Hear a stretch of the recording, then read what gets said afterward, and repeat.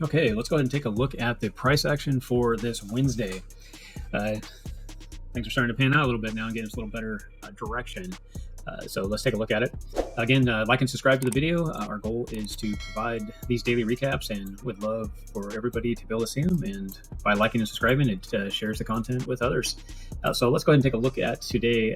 As you can see, when I first got started here, you can see all this kind of mess, if you want to look at it that way. What it is actually from Wednesday to Wednesday. And then if you're watching recaps of the videos every day, you can see where I'm marking the highs and lows from these 12-hour time slots.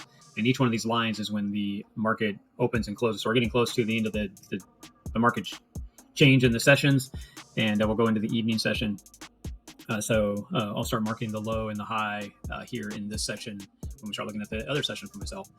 So what I like to do is leave these lines on here because it does help us mark areas. So you can see way back here in Thursday, we hit that high. You can see how price action came up and tested it, fell down, broke through it, came back and back tested it twice, and then fired.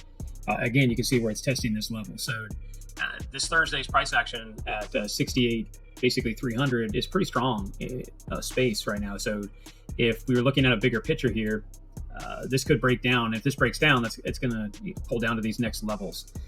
I went ahead and already drew a pole in here, and you can see it's basically this price action here. And you can see it wants to run down to this lower level. It looks like it's right around the 85,000 mark for a breakdown. So that's kind of to explain that real quick.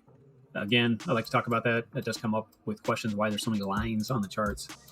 That's why it's taking that older data. So let's go ahead and take a look at today. So we had the evening. I marked the high. The low was this level right here. It was already bounced on it, so I didn't mark it. There's already a line there at the 87,000 range.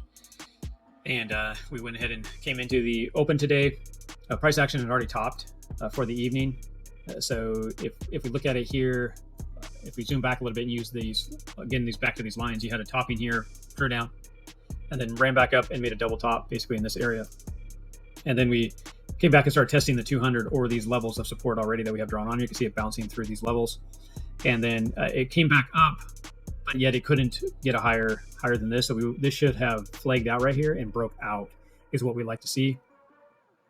This bigger trend line that you see on here, I have from a longer time frame. This is on the 4-hour. In the 4-hour, we should have never have lost that trend line. Once you lost that trend line, you definitely know we're in this downwards pattern. So when you're looking for direction, that's why I'm pointing this out to help find direction. You want to be in the trend until it ends, idea.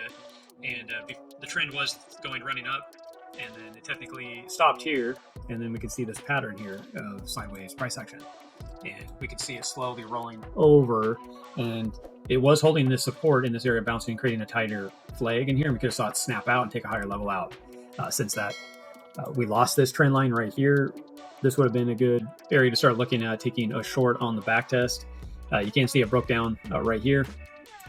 Let me go ahead and open up the indicators. So this is the RSI, MACD, and stochas, which we do have videos to help explain this in more detail if you want to dig into that. But sake of time on the recap, you can see that we came in from the evening with the topping right here.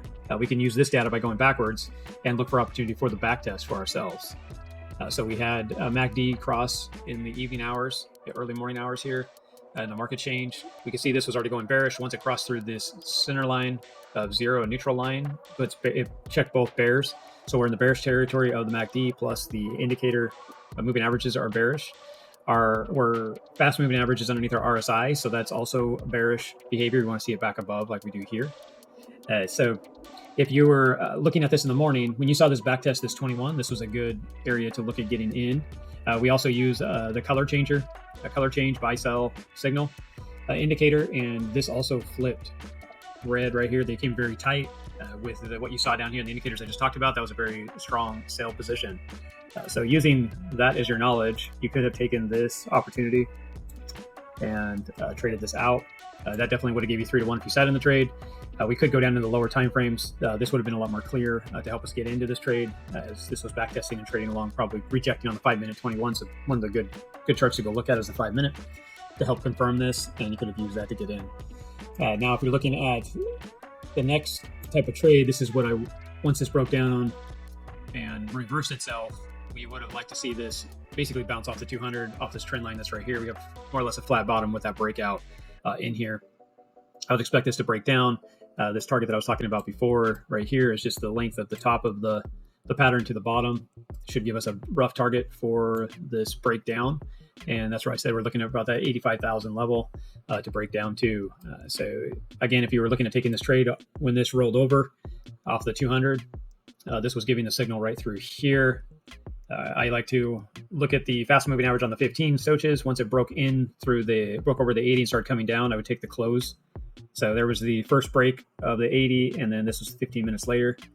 And so I'd be looking at taking it right on that area. I also had the RSI cross negative, so you had a bear flag in here. You saw that breakdown. And also you can see the MACD still in bearish territory, didn't really get above the zero there, and it was getting ready to show possible cross. So you had a plus here, and then possible neutral. That has confirmed as well. The other thing is if you wanted to wait for the breakout, you're getting close to that now. That would be another trade, and you could run to about 85,000 range and take that opportunity as well. Or take this breakdown through here for yourself on one of these two candles and do the same thing. Look for about 85,000 roughly for a target. So that is the price action recap for today. That's kind of what we saw in the trade. So broke down just the TA and the price action for you, and then went ahead and showed you some trade opportunities and how you can get in the market and be safe. So that is about it for today. You guys go ahead and enjoy. Tomorrow we'll get that one out and we'll take a look at price action then. Thank you.